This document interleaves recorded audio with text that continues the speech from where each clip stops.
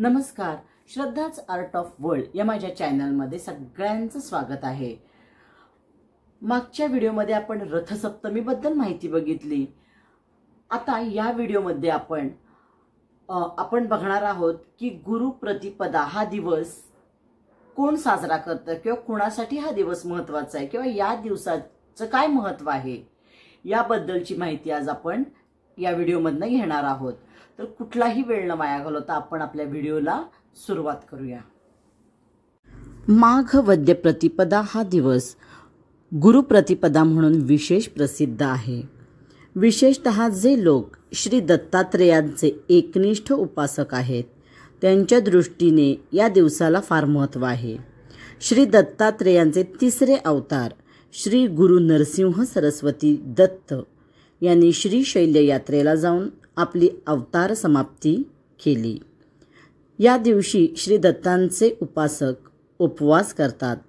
आपल्या घरी श्री नरसिंह सरस्वतींच्या प्रतिमेची किंवा श्री दत्त पादुकांची पूजा करतात। कित्येक जण श्री गुरुचरित्राचे पारायण करतात किंवा दिगंबरा श्रीपाद वल्लभ दिगंबरा या मंत्राचा जप करतात। या दिवशी गाणगापूर, श्री नरसिंहवाडी, औदुंबर इत्यादी दत्तक्षेत्री मोठी यात्रा भरते। हजारो लोक दत्त दर्शनासाठी येतात। गाणगापूरला तर फार मोठी यात्रा भरते। फक्त याच दिवशी श्री नरसिंह सरस्वतींच्या निर्गुण पादुकांचे भक्तांना प्रत्यक्ष दर्शन घेता येते। श्री दत्तांनी दुःखी लोकांना सुखी करण्यासाठी, सन्मार्ग दाखवण्यासाठी शके 1302 पौष शुद्ध द्वितीयेला शनिवारी मध्यान्हकाळी श्री नरसिंह सरस्वती या नावाने अवतार घेतला। आता त्याची कथा आपण पुढे बघणार आहोत। करंजपुरात माधव नावाचा एक ब्राह्मण होता। त्याच्या पत्नीचे नाव अंबाभवानी। दोघेही मोठे शिवभक्त होते। आपल्याला श्री दत्तगुरूंसारखा पुत्र व्हावा अशी त्यांची इच्छा होती। काही दिवसांनी अंबाभवानींना एक मुलगा झाला।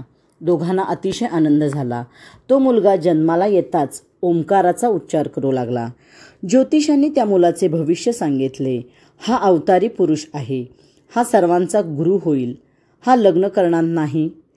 याच्या आईवडिलांच्या सर्व इच्छा पूर्ण करेल आणि हा प्रत्यक्ष दत्तात्रेयांचा अवतार आहे। ही भविष्यवाणी ऐकून त्यांच्या आईवडिलांना अतिशय आनंद झाला। मुलाचे नाव नरहरी ठेवले। नरहरी 7 वर्षाचा झाला तरी तो ओंकाराशिवाय एक शब्दही बोलत नव्हता। नरहरी स्वतःच म्हणला की 7व्या वर्षी की माझी मुंज करा, खुणे न म्हणला। त्यामुळे त्याची मुंज झाली आणि काय आश्चर्य, भिक्षावळीच्या वेळी नरहरी 4 वेद खणखणीत आवाजात म्हणू लागला। 7 वर्षाचा मुलगा वेद म्हणतो हे पाहून सर्व लोक म्हणाले, अहो हा तर श्री दत्तगुरूंचाच अवतार दिसतो। आणि सगळे लोक नरहरीचा जय जयकार करू लागले। मग नरहरींनी संन्यास घेऊन तीर्थयात्रेला जाण्याचे ठरवले। तेव्हा अत्यंत दुःखी झालेल्या आईवडिलांना नरहरी म्हणाला, तुम्ही दुःख करू नका, तुम्हाला 4 पुत्र होतील। माते, तुला 2 मुलगे होईपर्यंत मी इथं राहीन आणि मग मात्र मी येथून जाईन। मग नरहरी काही दिवस तिथंच राहिला। तो सर्वांना वेद शिकवू लागला। मोठमोठे विद्वान पंडित नरहरीचे शिष्य झाले। काही दिवसांनी अंबाभवानीला 2 पुत्र झाली। मग नरहरीने तीर्थयात्रेला जाण्याची तयारी केली। आई वडील त्याच्या पाया पडून म्हणाले, बाळा तू तर प्रत्यक्ष श्री दत्तच आहेस। आमच्या पोटी जन्मास आलास, आम्ही धन्य झालो। मग नरहरीने माता पित्यांना आपले श्रीपाद श्रीवल्लभ दत्त रूप दाखवले आणि आशीर्वाद दिला, तुम्हाला कधी काही कमी पडणार नाही। माझे नुसते स्मरण केले तरी मी तुम्हाला त्वरित भेटेन। नरहरी काशी क्षेत्री गेले। तेथे त्याने संन्यास घेतला। आता ते श्री दत्तावतार श्री नरसिंह सरस्वती या नावाने प्रसिद्ध झाले। मग ते बद्रिकाश्रमात गेले। त्यांना अनेक शिष्य मिळाले। गाणगापूर, नरसिंहवाडी, औदुंबर, प्रयाग इत्यादी ठिकाणी राहून त्यांनी आपल्या भक्तांची दुःखे दूर केली। शिरोळ गावातील एका मरण पावलेल्या मुलाला श्री गुरूंनी जिवंत केले। गाणगापुरात असताना एका भक्तांच्या वांज म्हशीला दुभती केले। गाणगापुरात भास्कर नावाच्या एका गरीब शिष्याच्या 4 शेर धान्याच्या अन्नात 4,000 लोक जेवले. श्री गुरूंनी नरहरी नावाच्या भक्ताचा कुष्ठरोग बरा केला. अशा प्रकारे श्री गुरूंनी असंख्य भक्तांची दुःखे नाहीशी केली. अनेकांना उपदेश करून सन्मार्गाला लावले. भक्तीच्या वाटा दाखवल्या. खऱ्या भक्तांच्यावर कृपा करण्यासाठीच दत्तात्रेयांनी श्री नरसिंह सरस्वतीच्या रूपाने अवतार घेतला. हजारो लोक चारी दिशांनी त्यांच्या दर्शनासाठी धावू लागले. आता हा पसारा खूप वाढला. नरसिंह सरस्वतींच्या दर्शनासाठी हजारो शिष्य चारी दिशेने या लागले. त्यांचा पसारा खूप वाढला. पण नंतर खरा भगवंत समजावा आणि फक्त एकाच व्यक्तीची पूजा असू नये म्हणून त्यांनी आपला अवतार काळ संपवायचं ठरवलं. मग हे त्यांनी आपल्या शिष्यांना सांगितलं. मग श्री नरसिंह सरस्वती आपल्या शिष्यांना घेऊन भीमा अमरजा नदीच्या संगमावर आले. तिथं मग त्यांनी आपल्या शिष्यांना सांगितलं की हा संगम गंगा यमुनेचा संगम आहे, इथं तुम्ही स्नान करत जावा.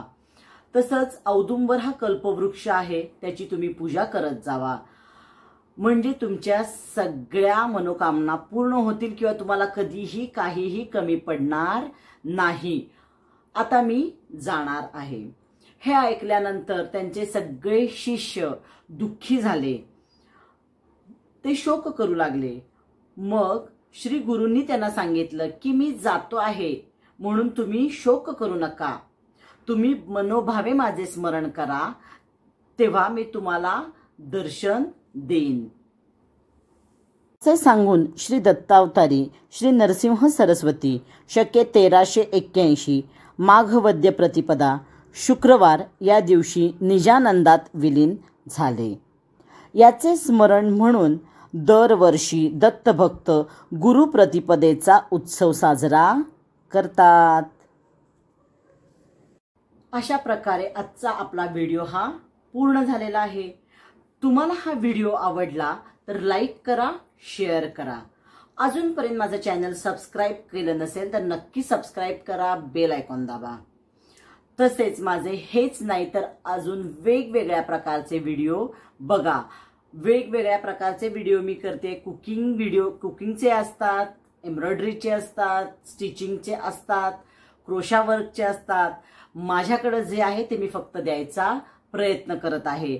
त्यामुळं तुम्हाला हे चॅनल आवडलं तर मला नक्की कमेंट करून सांगा आणि असेच माझे व्हिडिओ बघा. थँक्यू.